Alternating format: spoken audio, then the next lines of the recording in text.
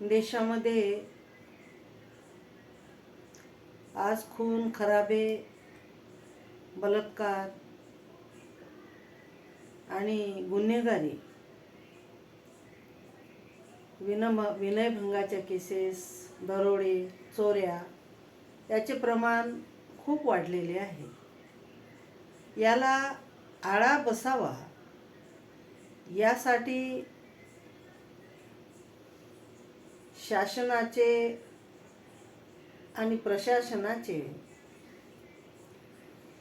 लक्ष असणे आवश्यक आहे आणि त्यासाठी शासनाने काही नियम केले पाहिजे.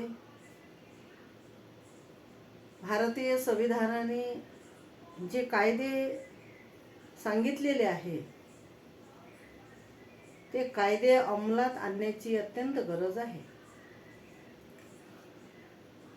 गुन्हेगारी वाढू नये, बलात्कार वाढू नये, व्यसनाचे प्रमाण वाढू नये, लोकसंख्या वाढू नये यासाठी शासनाचे प्रोग्राम असायला हवेत.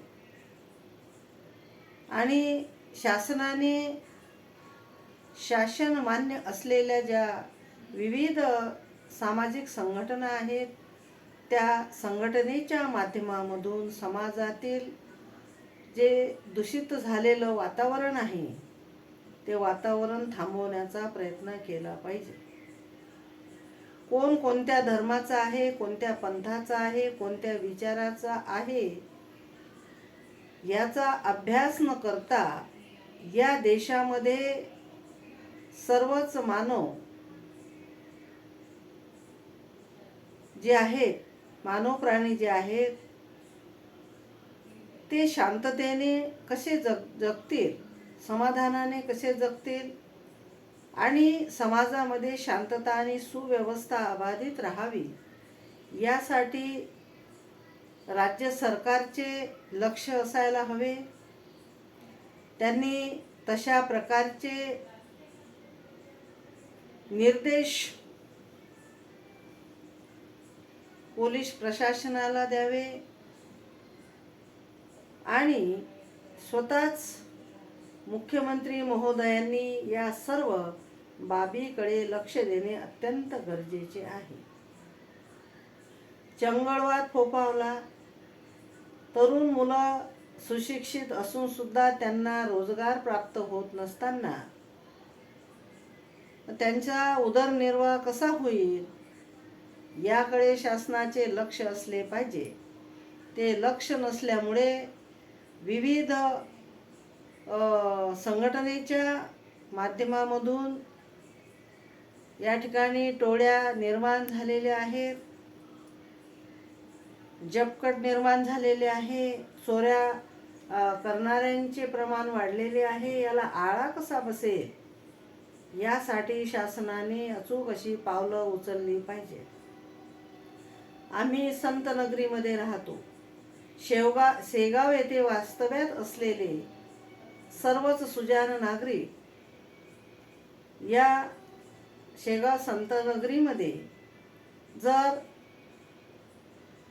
थोडीशी मारामारी किंवा कुठल्याही प्रकारचा अनुचित प्रकार घडत नव्हता, त्या संत नगरीमध्ये शेगावमध्ये जर मर्डर होत असेल आणि तो म्हणजे तो जो या ठिकाणी झालेला खून आहे तो कशामुळे झाला, का झाला याचं गांभीर्य लक्षात घेऊन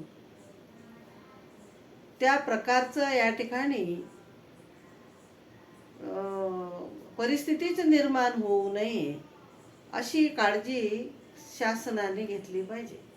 राज्य शासनाचं कर्तव्य आहे की समाज आणि समाजामधले असलेले जे मानव प्राणी आहेत त्यांच्या ज्या मूलभूत गरजा आहेत त्या भागतात की नाही, म्हणजे अन्न, वस्त्र, निवारा, शिक्षण, आरोग्य ह्या ज्या मानवी समाजाच्या मूलभूत गरजा आहेत त्या गरजा पूर्ण होण्यासाठी त्याला उदरनिर्वाह करण्यासाठी रोजगाराची आवश्यकता आहे.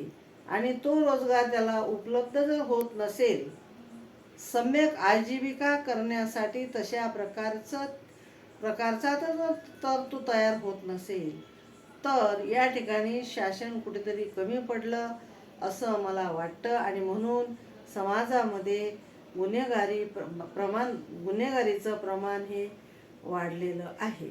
ते प्रमाण थांबावं त्यासाठी शासनाने रोजगार या ठिकाणी तरुण जे मुलं मुली शिकलेले आहेत त्यांना नोकऱ्यांमध्ये समाविष्ट करावं.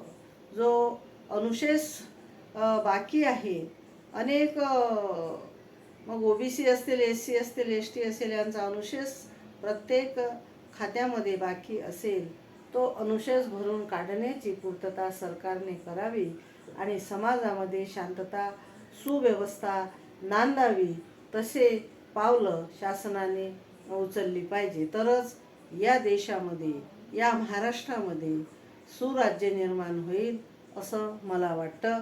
कारण हा महाराष्ट्र तथागत या ठिकाणी हा जो महाराष्ट्र आहे हा महाराष्ट्र परमपूजनीय बोधिसत्व संविधानाचे शिल्पकार डॉक्टर बाबासाहेब आंबेडकरांचा आहे.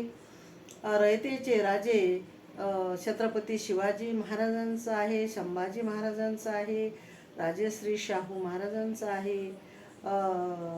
समतेचे पुरस्कर्ते महात्मा फुले, सावित्रीबाई फुले, राष्ट्रमाता जिजाऊ, कुशल प्रशासिका अहिल्यादेवी होळकर, अण्णाभाऊ साठे या सर्वांचा हा महाराष्ट्र आहे. पुरोगामी महाराष्ट्रामध्ये अशा जर घटना घडत असतील तर ही गांभीर्याने घेण्याची बाब आहे आणि अशा घटना महाराष्ट्रामध्ये घडू नये यासाठी सामाजिक संघटनांनी सुद्धा पुढाकार घ्यावा हीच अपेक्षा मी आजच्या प्रसंगी बाळगते.